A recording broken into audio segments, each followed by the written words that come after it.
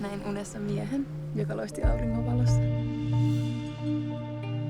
Mutta Lovisa, kun se ei ollut mikään tavallinen uni, se oli merkki, se oli ennustus.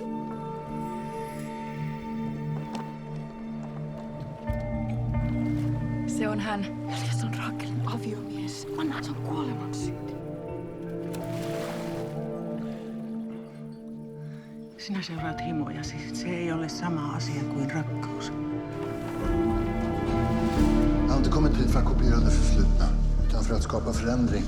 Vi har skäl att frukta att vårt lilla Åland hemligen förvandlas till ett myllrande näste för trolldom. Dylika trollformer är förbjudna enligt lagen. Rakel Larsdotter har bekänt och visats skyldig till att ha nyttjat svart magi för egen och den ondes vinning. I denna by, mörkrets krafter och att dräpa ljuset. Sätt dig rätt.